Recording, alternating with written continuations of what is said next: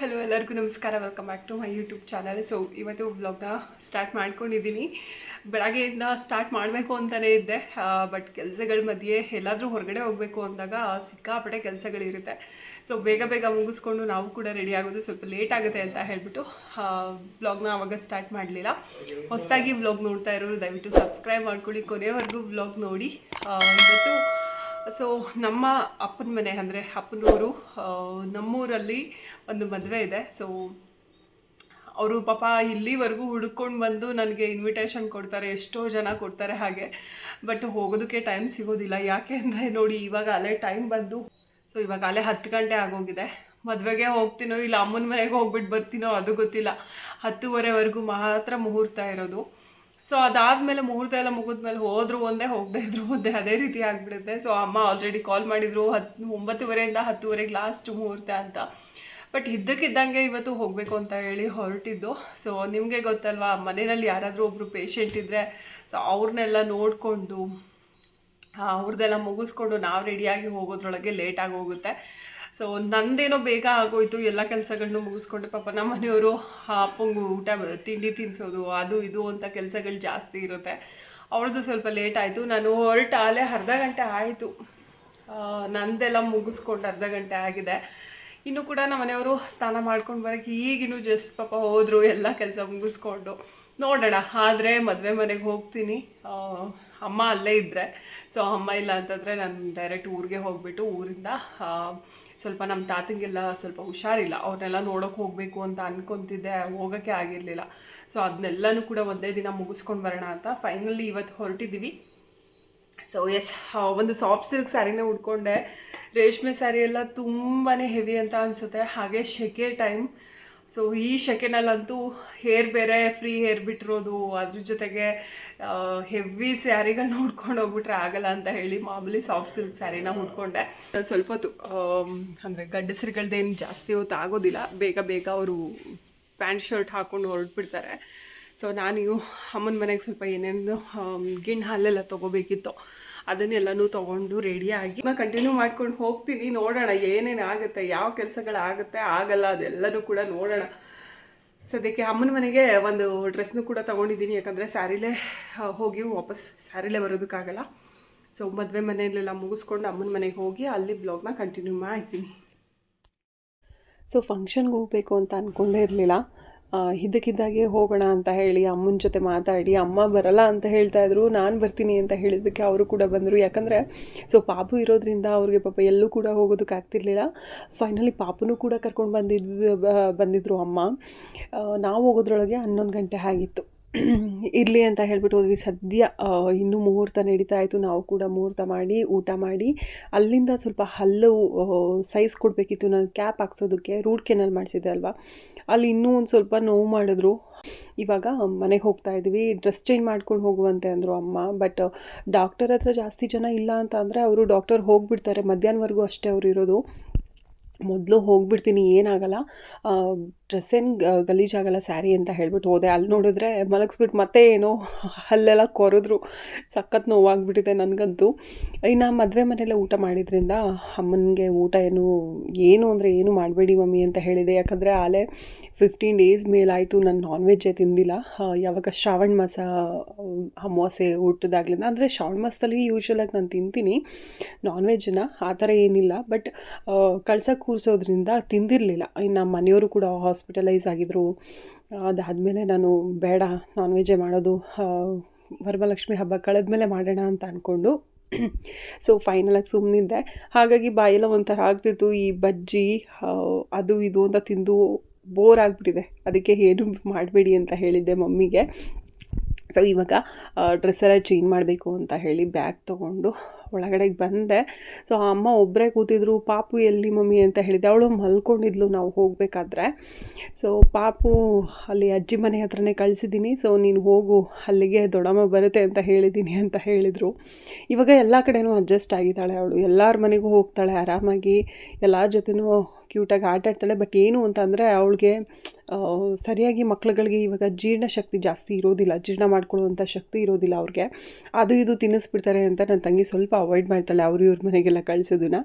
So ನಾವು ಹೋದ್ಮೇಲೆ ಅವಳನ್ನ ಕರ್ಕೊಂಡು ಬಂದ್ವಿ. ನನ್ನ ಜೊತೆನೂ ಸ್ವಲ್ಪ ಹೊತ್ತು ಆಟ ಆಡಿದ್ಲು. ಆಮೇಲೆ ಮಮ್ಮಿಗೆ ಯಾರ್ದೋ ಕಾಲ್ ಬಂತು ಅಂತ ಹೇಳಿ ಮಾತಾಡ್ತಾಯಿದ್ರು ಸ್ಪೀಕರ್ ಕೊಟ್ಟು. ಅವಳು ಕಿತ್ಕೊಂಡ್ಬಿಟ್ಟು ಮಾತಾಡ್ತಾ ಇದ್ದಾಳೆ. ಸೊ ಅದನ್ನು ಇದು ಹಾಕೋಣ ಅಂತ ಅಂದ್ಕೊಂಡೆ. ಆಮೇಲೆ ಅವ್ರು ಕೂಡ ಏನೇನೋ ಮಾತಾಡ್ತಾ ಇದ್ರಲ್ವ, ಸೊ ಬೇಡ ಅಂತ ಹೇಳ್ಬಿಟ್ಟು ಸುಮ್ಮನೆ ಅದೇ. ಅವ್ರು ಕಾಲ್ ಕಟ್ಟಾದಮೇಲೆ ಅಳ್ತಾ ಇದ್ಲು, ಫೋನೇ ಕೆಳಗೆ ಹಾಕ್ಬಿಟ್ಲು. ಮತ್ತು ನಾನು ನನ್ನ ಮೊಬೈಲಿಗೆ ಕಾಲ್ ಮಾಡಿ ಸ್ಪೀಕರ್ ಕೊಟ್ಬಿಟ್ಟು ನಾನು ಮಾತಾಡ್ತಾ ಇದ್ದೆ ಅವಳ ಜೊತೆ. ಸೊ ಪಾಪು ಜೊತೆ ಆಟಾಡ್ತಾ ಇದ್ದರೆ ಟೈಮ್ ಹೋಗೋದೇ ಗೊತ್ತಾಗಲ್ಲ. ಆದರೆ ಏನು ಮಾಡೋದು, ಸೊ ಟೈಮ್ ಹಾಗೇ ಹೋಯಿತು. ನಮ್ಮದು ಜಾಸ್ತಿ ಡಾಕ್ಟರ್ ಹತ್ರನೇ ತುಂಬ ಟೈಮ್ ಹೋಗ್ಬಿಟ್ಟಿತ್ತು. ಇನ್ನು ಮಾರ್ಕೆಟಿಗೆ ಬಂದು ತರಕಾರಿ ತೊಗೋಬೇಕಿತ್ತು. ಮನೆಯವರು ಮಂಗಳವಾರ ಸಂತೆಗೆ ಹೋಗಿರಲಿಲ್ಲ. ಸೊ ಹಿರಿಸಾವೆ ಮಾರ್ಕೆಟಲ್ಲೇ ತೊಗೊಳ್ಳೋಣ, ಇವಾಗ ಅರ್ಜೆಂಟಿಗೆ ಏನೆಲ್ಲ ಬೇಕು ಅಂತ ಹೇಳಿಬಿಟ್ಟು ತೊಗೊಂಡ್ವಿ.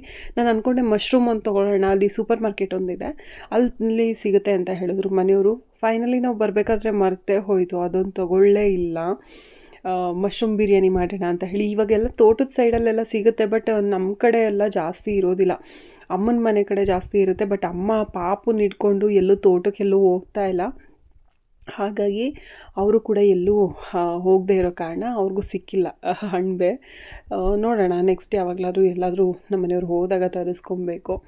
ಇವಾಗ ಬ್ಯಾಗೆಲ್ಲ ತೊಗೊಂಡು ನಾವೇ ಅವರೆಲ್ಲ ಫುಲ್ ಕವರ್ಗಳಿಗೆ ಹಂಗಂಗೆ ಹಾಕ್ಕೊಟ್ಬಿಡ್ತಾರಲ್ವ. ಸೊ ಬ್ಯಾಗ್ ತೊಗೊಂಡು ಇವಾಗ ಸೊ ಫೈನಲಾಗಿ ಮನೆಗೆ ಹೋಗ್ತೀವಿ. ಇವಾಗ ಮನೆಗೆ ಬಂದ್ವಿ. ಇವಾಗ ಮನೆಗೆ ಬಂದ್ವಿ.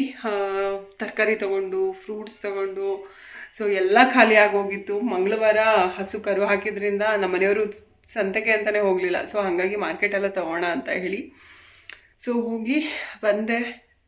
ಸೊ ಎಲ್ಲಾದರೂ ಹೋಗ್ಬಿಟ್ಟು ಬಂದುಬಿಟ್ರೆ ತಲೆನೋವು ಸ್ಟಾರ್ಟ್ ಆಗುತ್ತೆ. ಇವಾಗ ಅದು ತರಕಾರಿನೆಲ್ಲ ತೊಗೊಂಡು ಬಂದು ಸ್ಟೋರ್ ಮಾಡಬೇಕು. ಸೊ ಈ ಥರ ಬಾಕ್ಸಸ್ಗಳು ಫ್ರಿಜ್ಜಿಗೆ ಸ್ಟೋರ್ ಮಾಡೋದಕ್ಕೆ ಅಂತ ಹೇಳಿ ತರಿಸ್ಕೊಂಡಿದ್ದೆ. ಈಗಿನ ತರಕಾರಿಗಳು ಹೇಗೆ ಅಂದರೆ 4 ದಿನ 5 ದಿನ ಅಷ್ಟು ಇಟ್ಕೊಳ್ಳೋದಕ್ಕಾಗಲ್ಲ. ಸೊ ಎಲ್ಲ ಒಂಥರ ಆಗಿಬಿಡುತ್ತೆ. ಸೊ ಹಾಗಾಗಿ ಇವಾಗ ಸ್ವಲ್ಪ ಫ್ರೆಶ್ ಅಪ್ ಆಗಿ ಆಮೇಲೆ ವ್ಲಾಗ್ನ ಕಂಟಿನ್ಯೂ ಮಾಡ್ತೀನಿ. ಎಲ್ಲಾದರೂ ಒಂದು ಕಡೆ ನಾವು ಹೊರಗಡೆ ಅಂತ ಹೋಗ್ಬಿಟ್ಟು ಬಂದರೆ ಎಷ್ಟು ಸುಸ್ತಾಗುತ್ತೆ ಅಂದರೆ ಯಾವಾಗಲೂ ಹೊರಗಡೆ ಹೋಗಿ ಬಂದು ಮಾಡೋರಿಗೆ ಅದು ಆ ಥರ ಏನು ಫೀಲಿಂಗ್ ಅನಿಸೋದಿಲ್ಲ. ಬಟ್ ಮನೇಲೇ ಇದ್ದು ಇಷ್ಟು ದಿವಸ ಅಪರೂಪಕ್ಕೆ ನಾವು ಹೊರಗಡೆ ಹೋಗೋದ್ರಿಂದ ತುಂಬ ಅಂದರೆ ತುಂಬಾ ಟಯರ್ಡ್ ಆಗ್ತಾಯಿತ್ತು.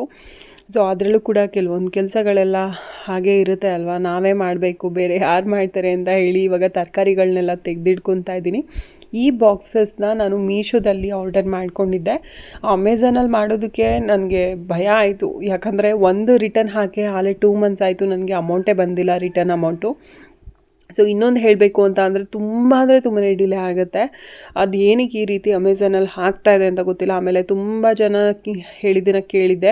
ಸೊ ನಾನು ಏನು ಆರ್ಡರ್ ಮಾಡ್ತೀನಿ ಅದು ಬರ್ತಾ ಇಲ್ಲ, ಅದ್ರ ಬದಲು ಬೇರೆದು ಬರುತ್ತೆ ಅಂತ. ಹಾಗೆ ನನ್ನ ತಂಗಿನೂ ಕೂಡ ಹೇಳ್ತಾ ಇದ್ಲು, ಒಂದು ಆರ್ಗ್ಯಾನಿಕ್ ಪ್ಯಾಡ್ಸ್ನ ಆರ್ಡರ್ ಮಾಡಿದೆ. ಅದು ಅವಳು ಸ್ಕೂಲಲ್ಲಿ ಇರೋದ್ರಿಂದ ಯಾವಾಗಲೂ ಫೋನ್ ಕಾಲ್ಸ್ನ ಅಟೆಂಡ್ ಮಾಡೋದಕ್ಕಾಗಲ್ಲ.